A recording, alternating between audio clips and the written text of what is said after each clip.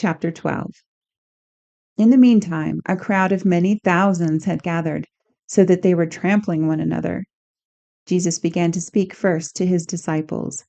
Beware of the leaven of the Pharisees, which is hypocrisy. There is nothing concealed that will not be disclosed, and nothing hidden that will not be made known. What you have spoken in the dark will be heard in the daylight, and what you have whispered in the inner rooms will be proclaimed from the housetops. I tell you, my friends, do not be afraid of those who kill the body, and after that can do no more. But I will show you whom you should fear. Fear the one who, after you have been killed, has authority to throw you into hell. Yes, I tell you, fear him. Are not 5 sparrows sold for 2 pennies? Yet not one of them is forgotten by God. And even the very hairs of your head are all numbered. So do not be afraid.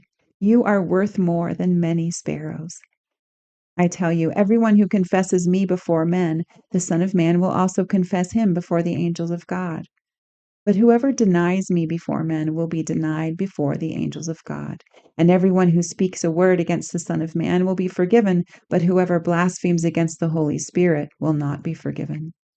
When you are brought before synagogues, rulers, and authorities, do not worry about how to defend yourselves or what to say, for at that time the Holy Spirit will teach you what you should say. Someone in the crowd said to him, "Teacher, tell my brother to divide the inheritance with me." But Jesus replied, "Man, who appointed me judge or executor between you?" And he said to them, "Watch out. Guard yourselves against every form of greed, for one's life does not consist in the abundance of his possessions." Then he told them a parable. The ground of a certain rich man produced an abundance. So he thought to himself, "What shall I do, since I have nowhere to store my crops?" Then he said, "This is what I will do. I will tear down my barns and will build bigger ones, and there I will store up all my grain and my goods. Then I will say to myself, 'You have plenty of good things laid up for many years. Take it easy. Eat, drink, and be merry.' But God said to him, 'You fool, this very night your life will be required of you. Then who will own what you have accumulated?' This is how it will be for anyone who stores up treasure for himself, but is not rich toward God." Then Jesus said to his disciples, "Therefore I tell you, do not worry about your life, what you will eat, or about your body, what you will wear. For life is more than food, and the body more than clothes. Consider the ravens. They do not sow or reap. They have no storehouse or barn, yet God feeds them. How much more valuable you are than the birds! Who of you by worrying can add a single hour to his life? So if you cannot do such a small thing, why do you worry about the rest? Consider how the lilies grow. They do not labor or spin. Yet I tell you, not even Solomon in all his glory was adorned like one of these. If that is how God clothes the grass of the field, which is here today and tomorrow is thrown into the furnace, how much more will he clothe you, O you of little faith? And do not be concerned about what you will eat or drink. Do not worry about it, for the Gentiles of the world strive after all these things, and your Father knows that you need them. But seek his kingdom, and these things will be added unto you. Do not be afraid, little flock, for your Father is pleased to give you the kingdom. Sell your possessions and give to the poor. Provide yourselves with purses that will not wear out, an inexhaustible treasure in heaven, where no thief approaches and no moth destroys. For where your treasure is, there your heart will be also. Be dressed for service, and keep your lamps burning. Then you will be like servants waiting for their master to return from the wedding banquet, so that when he comes and knocks, they can open the door for him at once. Blessed are those servants whom the master finds on watch when he returns.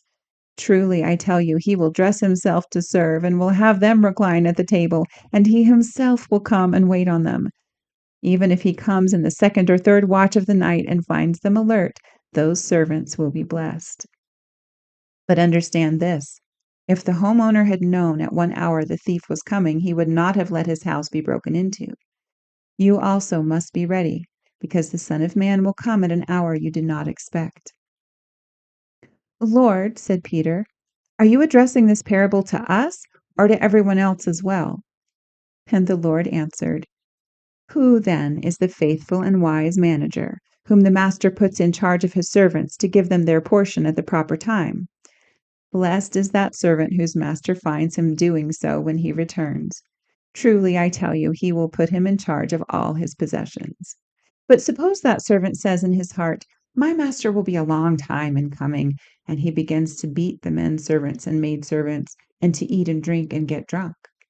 The master of that servant will come on a day he does not expect, and at an hour he does not anticipate. Then he will cut him to pieces and assign him a place with the unbelievers. That servant who knows his master's will but does not get ready or follow his instructions will be beaten with many blows. But the one who unknowingly does things worthy of punishment will be beaten with few blows. From everyone who has been given much, much will be required, and from him who has been entrusted with much, even more will be demanded. I have come to ignite a fire on the earth, and how I wish it were already kindled, but I have a baptism to undergo, and how distressed I am until it is accomplished. Do you think that I have come to bring peace to the earth? No, I tell you, but division. From now on, 5 in one household will be divided, 3 against 2 and 2 against 3. They will be divided, father against son and son against father, mother against daughter and daughter against mother, mother-in-law against daughter-in-law, and daughter-in-law against mother-in-law. Then Jesus said to the crowds, As soon as you see a cloud rising in the west, you say, A shower is coming, and that's what happens. And when the south wind blows, you say, It will be hot, and it is. You hypocrites, you know how to interpret the appearance of the earth and sky. Why don't you know how to interpret the present time? And why don't you judge for yourselves what is right? Make every effort to reconcile with your adversary while you are on your way to the magistrate. Otherwise, he may drag you off to the judge, and the judge may hand you over to the officer, and the officer may throw you into prison. I tell you, you will not get out until you have paid the very last penny.